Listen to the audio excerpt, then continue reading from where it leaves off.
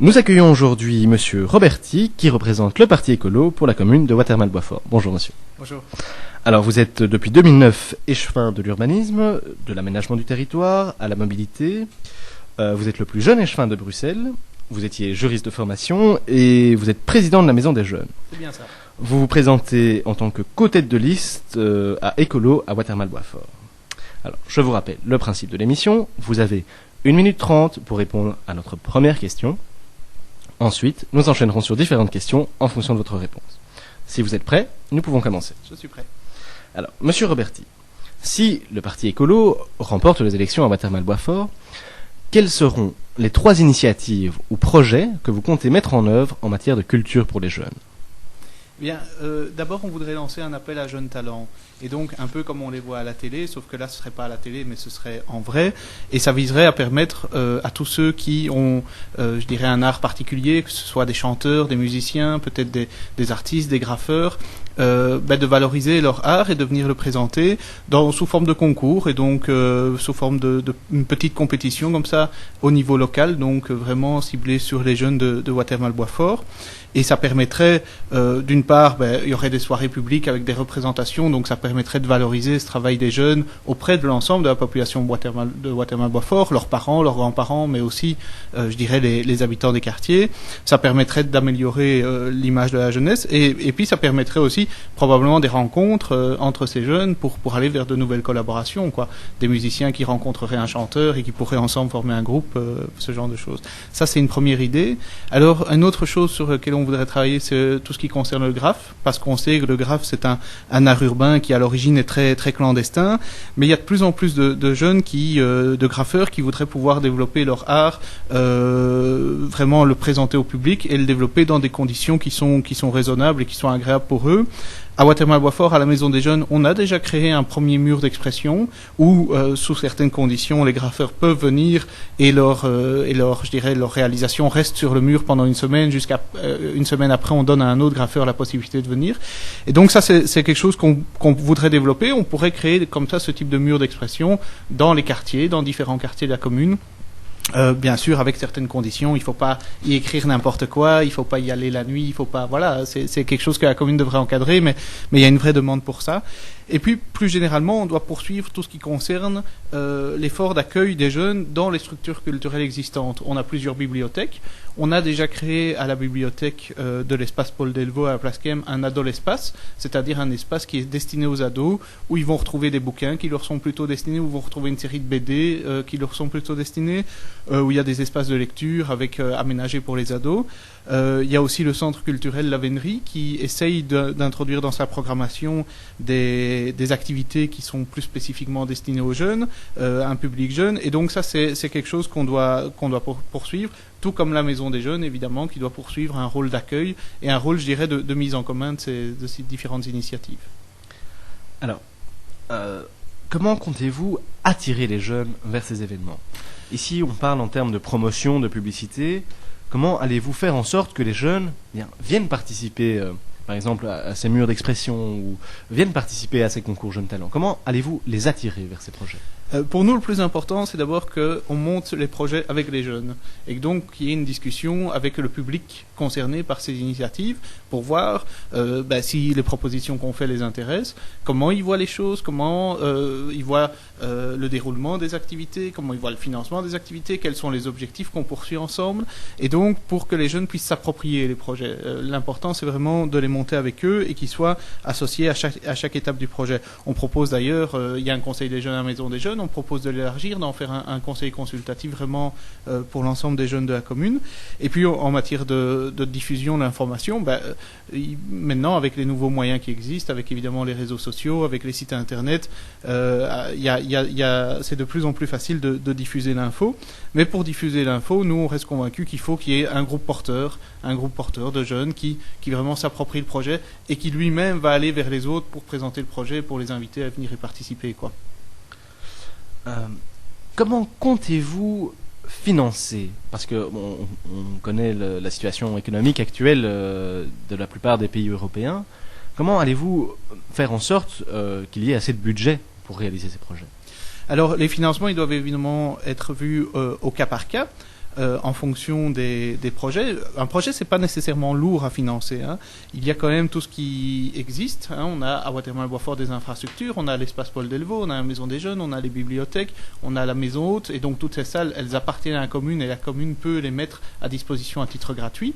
Même chose au niveau du matériel. On a au centre culturel La Vénerie une série de matériel, que ce soit informatique, que ce soit pour le son, que ce soit pour les lumières, et donc il ne faut pas non plus réinventer les choses. On peut utiliser ce matériel-là et utiliser le matériel existant. On peut aussi, évidemment, vous savez qu'à Nanine, il y a le centre de prêt de la communauté française, et donc là, il y a beaucoup de moyens d'avoir du matériel de qualité sans que ça ne coûte trop cher. Puis il faut aussi savoir que là, il y a de l'argent public qui doit être mis pour ces initiatives-là, puisque ces initiatives-là, elles favorisent, je dirais, le développement du jeune, elles favorisent le développement de la convivialité dans les quartiers, et donc il y a une part des budgets publics. Ces budgets publics, c'est des budgets communaux, c'est des budgets de la COCOF, c'est des budgets de la communauté française, c'est des budgets du Bureau international de la jeunesse, et donc il y a aussi possibilité d'aller chercher, je dirais, des subsides quand des projets ont du sens, d'aller démontrer à ces autorités supérieures que ces projets ont du sens, et d'aller chercher des subsides pour financer les projets. Et puis il y a aussi une petite part de financement par le public. Si on fait un concert et que le public donne 2-3 euros pour venir au concert, c'est pas excessif et c'est légitime, et donc il y a cette petite part là aussi. Et donc si on prend en compte qu'il ne faut pas tout réinventer, qu'on a du matériel existant, qu'on peut se tourner vers les autorités pour avoir un peu de budget, et que le public participe un petit peu aussi par des ventes de sandwichs, des barbecues, des choses comme ça, a priori c'est pas insurmontable, quoi. De quelle manière est-ce que le Parti écolo vous soutient dans ces projets, et plus généralement, de quelle manière le Parti écolo à Watermal-Boisfort voit la culture? Donc pour Écolo Watermal-Boisfort, la culture, c'est principalement mettre en valeur les initiatives des gens qui agissent dans ce domaine-là, et plus particulièrement des artistes. Alors, le terme artiste, il peut être reçu au sens très large, hein. Un ingénieur du son peut être un artiste, voilà. Bien sûr, il y a les graveurs, il y a les peintres, il y a les musiciens. Et donc, pour nous, le principal, c'est de mettre en réseau toutes ces personnes-là, de leur permettre de se rencontrer, de créer des événements fédérateurs, de créer des parcours d'artistes, de créer, par exemple, chaque année à Noël, la commune de Watermal-Boisfort organise une vente des œuvres des artistes de la commune qui s'appelle Art Cadeau, donc en vue des cadeaux de Noël. Et donc on met une salle de la commune à disposition, et il y a chaque année une cinquantaine d'artistes de la commune qui viennent présenter leurs œuvres. Et donc on se limite à organiser la chose, mais après ce sont les artistes eux-mêmes qui viennent faire vivre les choses. Et donc ça, c'est vraiment la manière dont on voit la culture à Watermal-Boisfort. Et il faut évidemment poursuivre le développement de toutes les infrastructures existantes, quoi. On a un centre culturel qui fonctionne, on a un jeune président qui est génial, qui est volontaire, qui a vraiment plein de projets pour ce centre culturel. On a nos bibliothèques qu'on doit soutenir, qu'on doit continuer à rénover, à développer, à ouvrir de nouvelles ailes.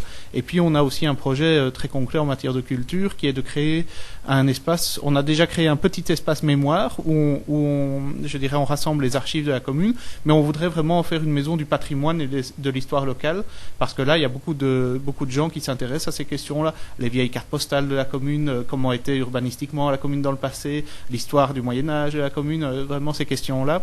Voilà, on a une série de projets dans ce sens-là. Alors, d'une manière un peu plus générale, maintenant, on peut estimer que les jeunes ont un problème d'image, de reconnaissance. En quoi les projets que vous venez de me présenter vont aider à les remettre au centre des attentions? Donc, comme je le disais, il faut associer les jeunes à la mise en place des activités, des projets. Il faut que pour ces projets aient du sens, qu'ils soient portés par les jeunes. Ça, c'est déjà une première valorisation. Il faut ensuite faire en sorte qu'on communique là-dessus à travers les médias, réseaux sociaux et autres, mais aussi à travers les éléments plus officiels comme le journal communal. Si on lance un concours de jeunes talents, eh bien, c'est clair que les finalistes, ils doivent avoir leurs photos, on doit les présenter dans le journal communal. On doit aussi pouvoir exposer les œuvres qui seraient réalisées dans l'espace public pour valoriser ce travail-là. Et on doit veiller à chaque fois qu'on fait une initiative de ce type-là à essayer d'inviter plus largement et à essayer d'avoir un public intergénérationnel et interculturel, c'est-à-dire un public le plus varié possible, qui vienne s'ouvrir à la culture jeune et qui vienne découvrir les talents des jeunes. Je pense que c'est la meilleure manière de les valoriser. Alors, nous arrivons déjà presque au terme de cette interview. Je vais vous poser la dernière question. Est-ce que vous, ou votre parti, organisez à Watermal-Boisfort, un événement ayant pour but la découverte d'un style musical particulier, d'un genre de musique particulier. Alors, la commune de Watermal-Boisfort, donc ce n'est pas moi ni mon parti, mais la commune de Watermal-Boisfort organise un dimanche sur deux ce qu'on appelle Jazz au marché. Et donc vous avez le marché dominical qui se déroule autour de la maison communale. Autour de la maison communale, on a créé une scène avec la possibilité, avec des tables, des chaises, avec la possibilité d'une petite restauration.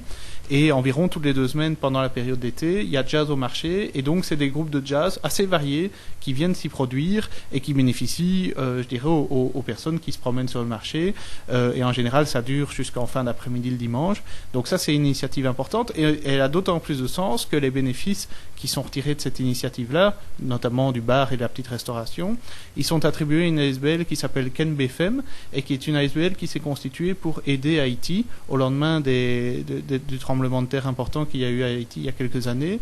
Et c'était une ASBL qui a été fondée par des Boisfortois.